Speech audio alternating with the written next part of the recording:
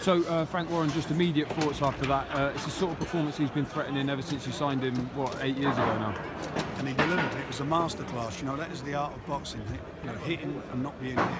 And he broke the other guy's heart completely. His concentration, I think, done a fantastic job. It's one of the best performances I've seen from a British boxer for a long, long time. Yeah, do you think it's up there with the best of them? Obviously, you've seen a lot in the last 30 years. He came into the other guy's backyard. That's what he did. He was in an environment, when you're here, 99.9% of the fans here were for Lemieux.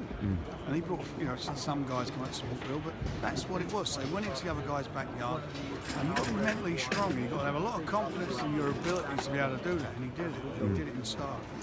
Do you think he grew from it? He grew from the hostility and the booze? I think he did. You know, he seemed like he was enjoying himself, wasn't he? And that's the main thing. You looked at him, he was smiling, he was slipping, he was smiling. You know, everything he was doing was textbook stuff as far as, you know, not being caught by your opponent.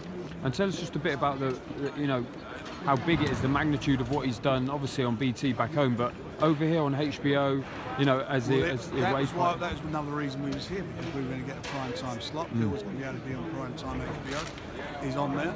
They've seen what he's got. I mean, these guys all thought that Lemieux was going to win the fight, and obviously for them, they may think it's an upset. I don't think it's an upset. I think everyone talks about it before the fight, and he did what he had to do. But it's now got him in a really good position, and now make sure that he can capitalise on it. He's been underappreciated fighter back home, certainly over someone here. that's been down to himself, though. You know, to be fair, he's gone off the ball. He's not had focus.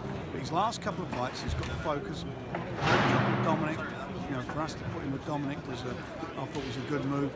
Get him out of his environment, get him training, focusing on what he has to do to get the best out of him, and they've done that tonight. And it was, as I say, a great performance. Now, assuming that Golovkin and Canelo box the rematch in May, what's the plan? How does Bill going to fit in with that, and what's the schedule? He's got a belt. He's got one of the belts. He's just beaten a good fighter on HBO, convincingly.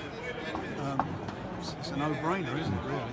Do you think you'll get him out before then, or...? Yeah, he's not going to sit around. I'm not going to let him sit around and put lots of weight on again. You know, he'll have a Christmas, and no doubt he'll have a very good Christmas. But after that, back into camp again, down to business, and we're getting out in the spring. Ideal scenario that he fights the winner of Canelo and Golovkin in September? Yes. Mexican independent? That's what we'd like to do, yeah.